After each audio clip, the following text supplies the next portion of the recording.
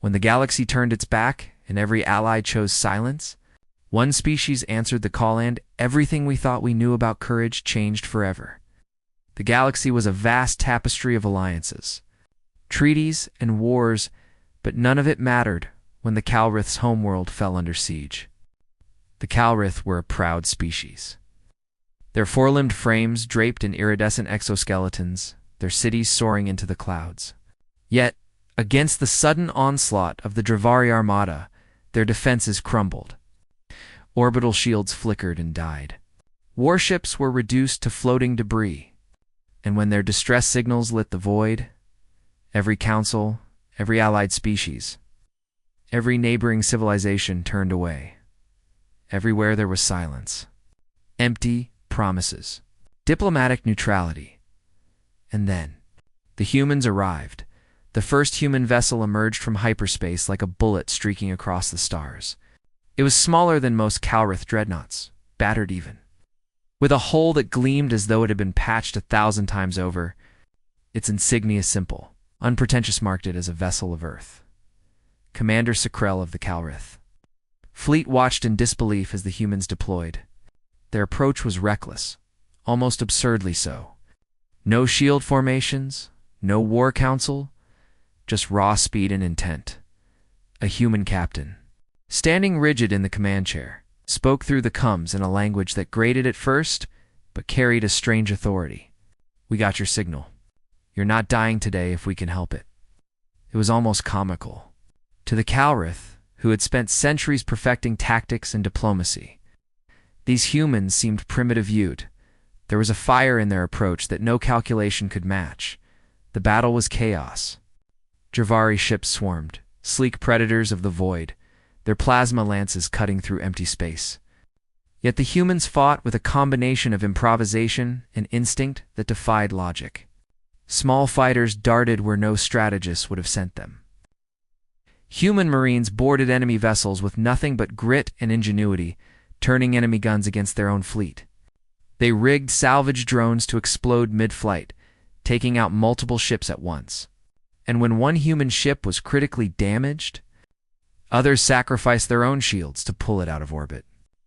As if comradeship were more vital than survival, the Calrith, initially skeptical, were soon stunned into awe. They had trained for war in grids and formations, yet here were creatures who wove chaos into victory. Where their own allies had delayed or refused, humans had acted immediately, fearless and unyielding. Days blurred into nights. The Calrith homeworld, burning in parts, became a battlefield of courage and desperation. Yet every time a Dravari vessel approached, a human ship would intercept, often against impossible odds. One young Calrith engineer named Leth witnessed a human pilot fly through a debris field, igniting a cascade of explosions that obliterated a Dravari cruiser. When asked why, the pilot shrugged through, "Wouldn't leave you folks to fry. Not on my watch." When the Dravari flagship finally entered orbit, a vessel 3 times the size of the largest Calrith warship, Sacrell thought it was over. Every calculated plan in their archives suggested doom. Yet the humans coordinated what seemed like madness, a network of guerrilla tactics, sudden rams, and unpredictable maneuvers. One human warship intentionally drew the flagship's attention, while others snuck in, boarding it to sabotage the engines from within. In mere hours, the mightiest weapon in the Dravari armada was reduced to drifting wreckage, and the remaining invaders fled, broken and humiliated. The Calrith homeworld survived, though scars remained. Cities had burned, forests had been shattered, and countless lives were lost, but the humans remained. They did not depart with fanfare or demand tribute. They did not lecture or scold. They simply helped repair, rebuild, and protect. Leth, now standing beside Commander Sacrell, observed the humans moving through their city. "Why did you help us?" the Calrith asked, still unable to comprehend it. The human captain, kneeling beside a fallen Calrith soldier to administer aid, smiled. "Because we can. Because we don't wait for permission from the galaxy to do the right thing. Because sometimes, all you need is one species willing to stand, and it can change everything." It was then that Sacrell understood something fundamental.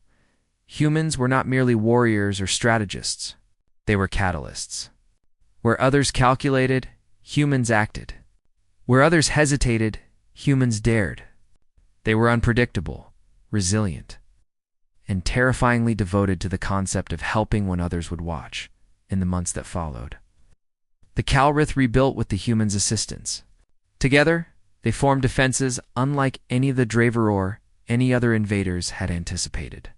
And across the stars, the story spread that when the galaxy turned its back, only humans had stood, shoulder to shoulder, refusing to let a civilization perish. And for the first time in centuries, the Calrith wept, not out of despair but out of gratitude, astonishment, and a dawning realization. The universe had underestimated humanity. Horribly, dangerously so. The humans, ever pragmatic, laughed when praised. "We just do what we think is right," the captain said. "Everything else? That's up to you." And that, more than any battle or victory, was a lesson the galaxy would never forget.